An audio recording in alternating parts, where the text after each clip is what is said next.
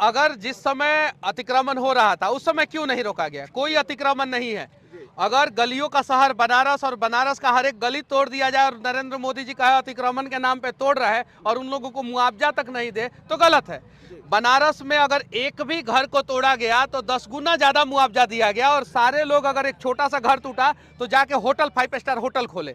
वहां पे गलत हो रहा है। वहां पे मैंने आवाज उठाया। रक्सौल शहर जो है बिहार के तकदीर और तस्वीर को बदल सकता है, समझने की जरूरत है। ये अंतर्राष्ट्रीय शहर है और बिहार का आर्थिक राजधानी रक्सौल शहर हो सकता है अगर इसको बनाया जाए तो।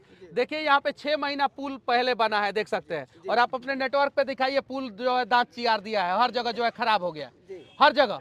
अब ये जो ठेकेदार होंगे वो बड़ा ठेकेदार होंगे। ये बड़ा ठेकेदार को मैं चैलेंज करना चाहता हूं कि किसी भी इंजीनियर को बुला के दिखा ले इनका पुल बनाने का तरीका गलत है। ये देखिए यहाँ पे पीछे थोड़ा सा हटिए, ये देखिए, आप अपने नेटवर्क पे दिखाइए पूरे भारत को कि ये रिटेनिंग वॉल कहते हैं। इसको क्या कहते हैं? Retaining wall. ये पूरा जो है बैक फिलिंग किया जाता है, मिट्टी को जो है कॉम्पैक्ट करके फिलिंग किया जाता है, उसको रोकता है। और ये रिटेनिंग वॉल में जो है घास लग गया है और एक ही जगह नहीं, पूरा 3-4 महीना हुआ, 5 महीना हुआ इस पुल को बने और अब ये जो है कहीं कहीं पेट फेंक दिया, देख रहे हैं बीच में पेट फेंक दिया है। ये बनता है 100 साल के लिए, कोई भी कंक्रीट स्ट्रक्चर बनता है 100 साल के लिए, ये 10 साल तक नहीं टिकेगा। अब बताइए रक्सौल के सभी लोग, यहाँ पे तो हर जाति के लोग हैं, हर धर्म के लोग हैं, हर पार्टी के लोग हैं। अगर विरोधी पार्टी के ही लोग हैं तो आके उठाए ना आवाज, नहीं उठाएंगे।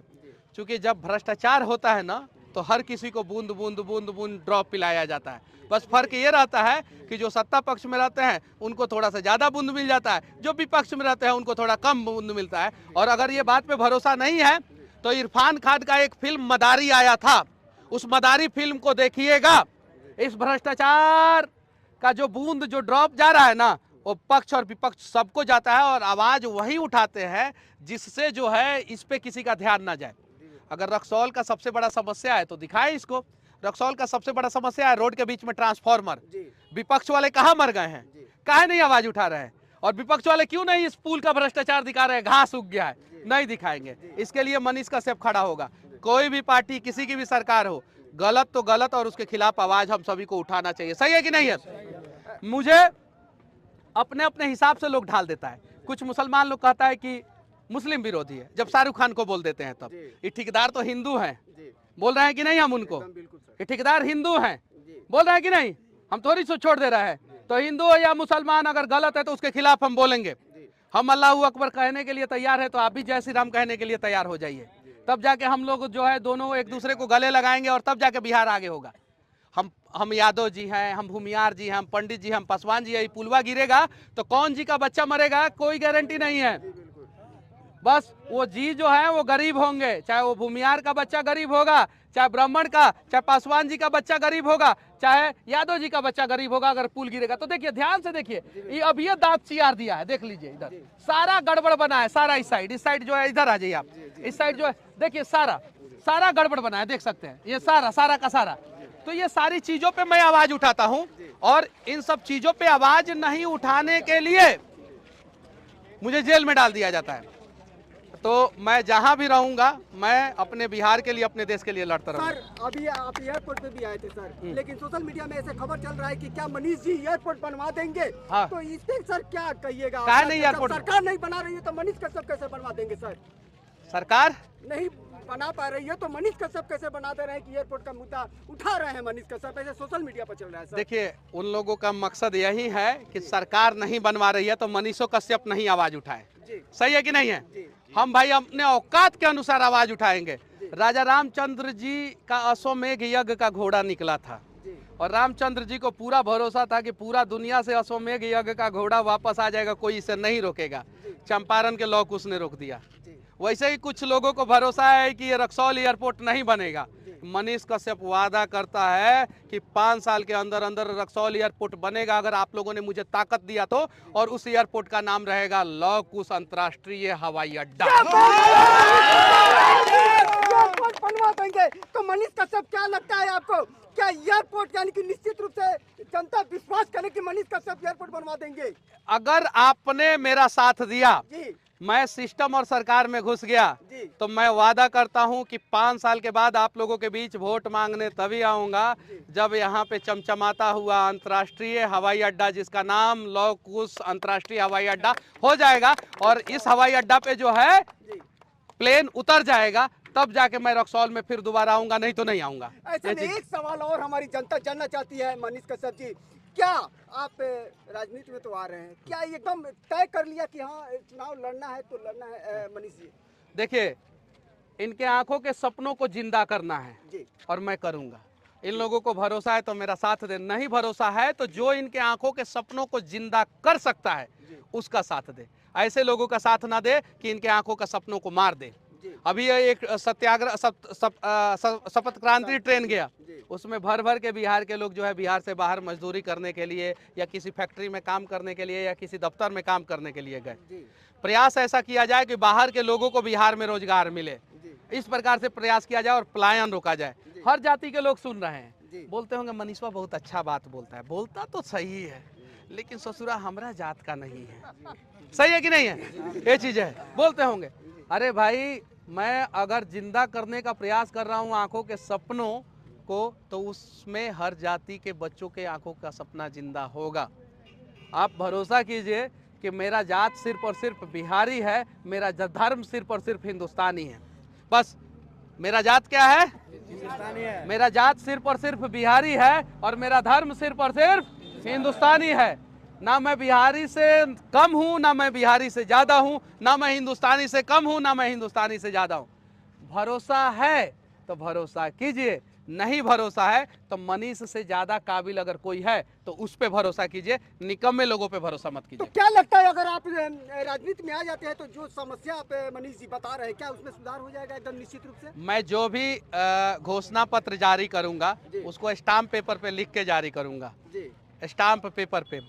अगर उसमें से मैं 75% काम नहीं कर पाया, 75% मतलब कि अगर मैं 10 घोषणा पत्र में 10 काम जिक्र करता हूं तो उसमें से 75% यानी 7.5 काम अगर नहीं कर पाया तो अगली बार मैं आयोग घोषित हो जाऊंगा। मैं इतना रिस्क लेने के लिए अपने बिहार के लिए तैयार हूं, अपने लोगों के लिए तैयार हूं। अगर है हिम्मत तो कोई दूसरा नेता, किसी पार्टी का नेता रिस्क लेके दिखाए, आप उनको चुनिए। अगर वो रिस्क आपके लिए नहीं ले रहा है तो आप हमको चुनिए। ये चीज़ है। तो ऐसे में कौन सा वो पार्टी होगा मनीष जी? हमारी जनता जानना जनता चाहती है। पार्टी। बहुत सुनिए, आप लोग साथ है ना? है कि नहीं है साथ? अच्छा सुनिए, हम रक्सौल में कोई पोस्ट करके आए थे, नहीं। पूरा शहर जाम हो गया। हालांकि जाम नहीं लगना चाहिए, लेकिन लोगों ने प्यार दिया और जहाँ पे लोग जहाँ थे सुने सब चले आए। हम यहाँ बता के रुके हैं? नहीं रुके। जितने मोटरसाइकिल से गाड़ी से लोग गुजर रहे हैं और रुक जा रहे हैं। अब जो रहे लेकिन जनता की ही पार्टी रहेगी और मैं लड़ूंगा जरूर। और आप ही लोगों के बीच से लड़के जो है, भरोसा होगा तो साथ दीजिएगा और नहीं भरोसा होगा तो मेरे से काबिल किसी आदमी को चुनिएगा, मेरे से काबिल किसी आदमी को चुनिएगा, निकम्मा को मत चुनिएगा, नहीं तो हमारा रक्सौल बर्बाद हो जाएगा। नेताजी का गाड़ी जो है फॉर्च्यूनर टकाटक इसके ऊपर से जाता होगा, नीचे झांक के नहीं देखते होंगे। जानते हैं क्या है? काहे कि उनको पता है झांक के देखेंगे तो हमको जो मिला है उसका क्या। आए ना नेता, और कोई भी नेता, ये देखिए ना, इस शटरिंग का जो लकड़ी है उसी में दब गया, देख रहे हैं? शटरिंग का लकड़ी उसी में दब गया है। ऐसा होना चाहिए क्या? और देखिए यहाँ पे पेट फेंक दिया है इसका, देखिए यहाँ पे, देखिए पेट फेंका है कि नहीं फेंका है, यहाँ पे देखिए, यहाँ पे देखिए।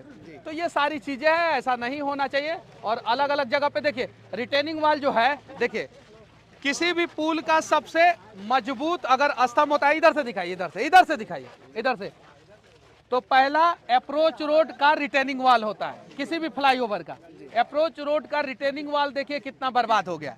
हमको नॉलेज है, कोदो बेच के इंजीनियरिंग नहीं किए हैं, ठीक है? या हमारे बाबूजी बहुत अमीर नहीं थे कि पैसा दिए जाओ किसी भी हाल में इंजीनियरिंग पास हो जाना। ये चीज है, हम पढ़ाई किए, जैसे भी जितना भी परसेंट नंबर आया, कभी कभी फेल भी हुए, लेकिन जब पास हुए ना तो फर्स्ट डिवीजन से फाइनल ईयर में पास हुए। और उसी का इस्तेमाल करते अपने दिमाग का, ताकि बिहार को बचाया जा सके। दुनिया के किसी भी इंजीनियर को बुला दीजिए, अगर वो इस पुल को सही कह देगा मनीष कश्यप राजनीति में नहीं आएगा। किसी भी इंजीनियर को बुला दीजिए, किसी भी इंजीनियर को, तेजस्वी जी आप अपने पार्टी के किसी इंजीनियर को बुला दीजिए, या बीजेपी वाले बुला दे अपने पार्टी के किसी इंजीनियर को, या जदयू वाले बुला दे किसी अपने पार्टी के इंजीनियर को, या कांग्रेस वाले बुला दे, कोई भी अगर कह दे कि ये पुल सही है, मनीष कश्यप राजनीति में कदम नहीं रखेगा। ये पुल हुए गड़बड़ बनाया है सब। एक आखिरी सवाल मनीष जी, यादव जी कुछ नाराज हैं आपसे, ये- सोशल मीडिया में चल रहा है देखिए, मनीष जी, तो उनके लिए क्या कहेंगे? देखिए, एक आखिरी सवाल देखिए, जी अगर आपको लगता है कि तेजस्वी जी आपके बच्चों को राजा बनाएंगे, आप तेजस्वी जी का साथ दें। अगर लगता है कि तेजस्वी जी आपके बच्चों को राजा नहीं बनाएंगे और मनीष कश्यप कुछ आपके बच्चों के विकास के लिए कुछ काम कर सकता है, तो मनीष कश्यप का साथ दें। आपके ऊपर है, हम ये नहीं बोल रहे हैं, आपके ऊपर है। जो बिहार के यादव बिहार से बाहर मार खाते हैं, उसके लिए तेजस्वी जी काहे नहीं आवाज़ उठाते हैं? जी बिल्कुल हमने अनेकों यादव जी लोगों का इंटरव्यू किया है बिहार से बाहर, जी जिन लोगों ने दर्द बताया है अपना। पता है जी सबसे ज्यादा बाहर बिहार से कौन जाति के लोग मजदूरी करने जाते हैं? बिहार से बाहर कौन से जाति के लोग बिहारी मजदूरी करने जाते हैं? कौन से जाति के लोग पता है आप लोगों को? बताइए कौन से जाति? कौन जाति? रोक ले तेजस्वी जी, हम उनका साथ देंगे, पलायन को रोक ले।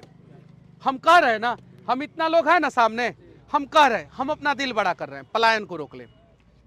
उनका जो दिल्ली में 450 करोड़ का जो फ्लैट है, सिर्फ एक फ्लैट बेच के और बिहार में फैक्ट्री लगा दे, एक फ्लैट, और उसमें सिर्फ यादव ही बच्चों को रोजगार दे दे, सिर्फ यादव बच्चों को रोजगार दे दे। 450 करोड़ का, जैसा अखबारों में सूत्रों के हवाले से हम लोगों को पता चलता है, दिल्ली के फ्रेंड्स कॉलोनी में उनका फ्लैट है। बेचे, पैसा ले और उस कंपनी को लगाए, और कंपनी का मालिक भी खुद है, बन जाए, कोई दिक्कत नहीं है। कंपनी का मालिक किसी दूसरे को मत बनाइए, यहाँ पे खुद बन जाइए। लेकिन बिहार में सुनिए ना, बिहार में फैक्ट्री लगाइए। तेजस्वी जी को जो बच्चा होगा उसको बिहार में पढ़ाइए। तब ना होगा। तेजस्वी जी को जो बच्चा होगा उसको बिहार में पढ़ाइए, और तब ना हम कहेंगे कि आप अपने बच्चों को बिहार में पढ़ा रहे हैं, आप अपने बीबी को जो है बिहार में रख रहे हैं। आप बिहार में राजनीति कर रहे हैं, लेकिन फ्लैट कहाँ खरीद रहे हैं? कहाँ खरीद रहे हैं? आप अपना बिहार से बाहर का सारा संपत्ति बेचिए, चाहे वो सिंगापुर का संपत्ति हो, चाहे वो दिल्ली का संपत्ति हो, चाहे मुंबई का संपत्ति हो, और बिहार में संपत्ति बनाइए। है हिम्मत। देखिए, हम बड़ी कड़वा बोलते हैं, कुछ लोगों को बुरा लग जाता तो है। तेजस्वी यादव तो बोल रहे हैं कि 4 लाख रोजगार नौकरी दिए हम बिहार में सर। अच्छा ये बताइए, जी। 4 लाख नौकरी से अगर बिहार का भला हो जाए जी। तो झुंझुना पीटिए। हम कह रहे हैं, हम जी कि सिर्फ रक्सौल शहर को डेवलप कर दिया जाए ना, सिर्फ, तो 25 लाख लोगों को रोजगार रक्सौल शहर में मिल जाएगा। उदाहरण दे, सूरत शहर में 50 लाख लोगों को रोजगार मिला है, दिल्ली और मुंबई में 1 करोड़, चेन्नई, बेंगलुरु, पूना, हैदराबाद में 50-50 लोगों को 50-50 लाख लोगों को रोजगार मिला है। तो रक्सौल शहर में 25 लाख लोगों को रोजगार नहीं मिल सकता है? 25 लाख बहुत ज़्यादा है। 20 लाख, 15 लाख, 10 लाख, 5 लाख लोगों को तो रोजगार रक्सौल शहर में तो मिल ही सकता है। अब रक्सौल शहर में 5 लाख लोगों को रोजगार मिल सकता है, तो ऐसा जो है 20 गो शहर पूरा है बिहार में है। सिर्फ 4 लाख लोगों को रोजगार देने की जरूरत नहीं है। जिस पद पे वो थे, उस पद पे मैं रहता तो 40 लाख लोगों को रोजगार देता, 40 लाख लोगों को। उसके लिए प्लानिंग करने की जरूरत है। मैं लॉजिकली बातें करता, मैं बकवास नहीं करता। अगर आपका टाउन प्लानिंग सही होगा, टाउन प्लानिंग, क्या प्लानिंग? टाउन प्लानिंग सही होगा, तो मैं ये दावे के साथ कहता हूं कि ये बाबू जिस स्कूल में, जिस कॉलेज में जा रहा होगा ना, उस कॉलेज स्कूल में जो है ना 4 व्हीलर से जाता, कार से जाता है। क्या चीज से जाता है बाबू? साइकिल से जाता है।